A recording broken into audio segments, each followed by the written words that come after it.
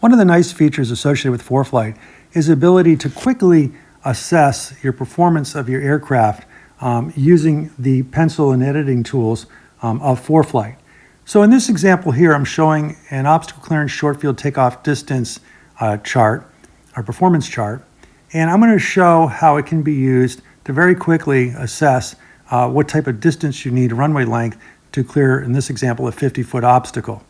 If I tap on the pencil and I bring up the editing tool, I can select from there, and now I can draw lines. I'm going to start out with drawing a line at 0 degrees Celsius. Let's say it's 0 degrees Celsius. We're going to go up to a pressure altitude of 1,000 feet. I'm going to work my way across to the reference line. I'm going to work my way down from there to 2,200 pounds. Let's say that's what I have in the aircraft for weight. And then over to the reference line associated with wind. I'm going to say we have a 10-knot headwind.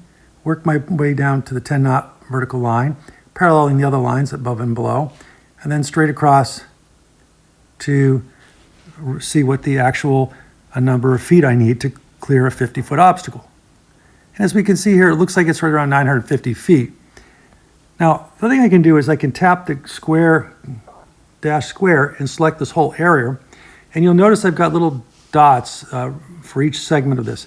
I can clean them up a little bit. So if I want to get the lines a little bit straighter, I can do that. Make sure they parallel properly. And then just make sure they're overall straight. And again, it looks like it's about 900 feet to clear a 50-foot barrier. Now, what I can do now is I can go ahead and I can just clear that all together. And let's say we want to determine if it's a very hot day to see how the performance of the aircraft would be. Again, I'll tap on the segmented lines. I'll put 25 degrees Celsius in this case. We'll go up to 1,000 feet pressure altitude.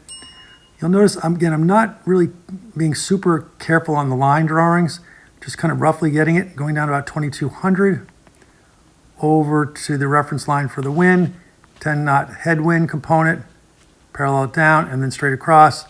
And it looks like it's about 15, maybe 1,550. Now again, these lines may not be the neatest, so I can straighten them out a little bit by selecting the square and just kind of using my pen to get the whole region. And now I can just, wherever the segment dots are, I can just kind of clean them up nice. Down here, make that a little bit neater. And let's clean this up here. And so it looks like it's about almost 1,600 feet on a very hot day at that pressure altitude of 1,000 feet. Now, let's say I wanted to just keep this basic chart here, this with a blue line, but wanted to modify for a slightly different scenario. Again, I tap on the square, use my pen and select the whole region. And now let's say I want to take off a pressure altitude of 4,000 feet. I can just move it up to here. I can move my reference line up like that.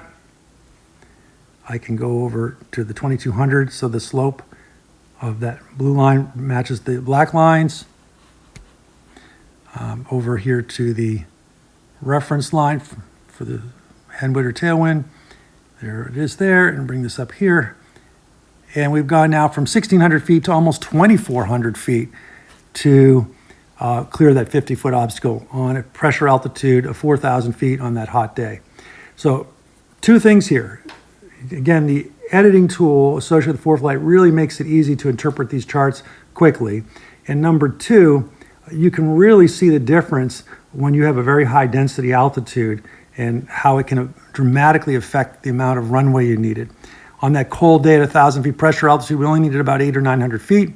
Then we raised the temperature, the same pressure altitude 1,000, and it was roughly 1,600 feet. And then we raised the pressure altitude at that elevated temperature to 4,000, and you can see it's about 2,400 feet.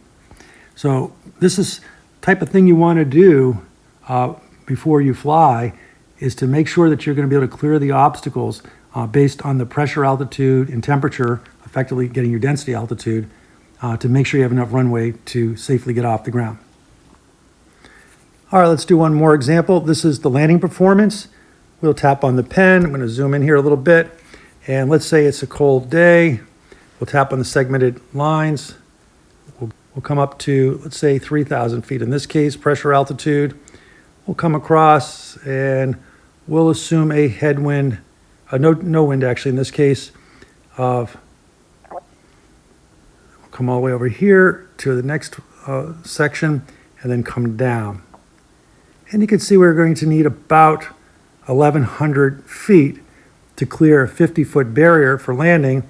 And it looks like it's right around 650 feet or so for just the ground roll portion.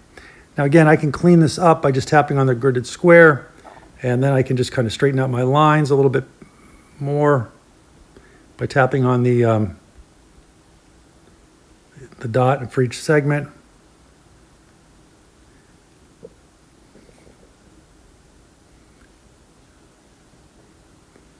And again, there we have it. So roughly 650 feet of ground roll and about a total distance needed to land over 50-foot barrier of right around 1,100 feet.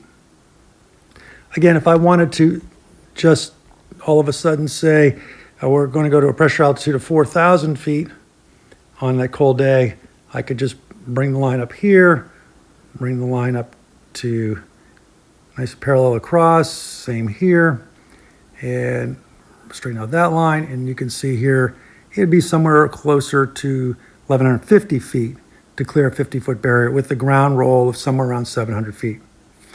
Anyways, hopefully you found this video helpful, and if you did, make sure to hit that like button and subscribe to the channel so you get notified of my next video.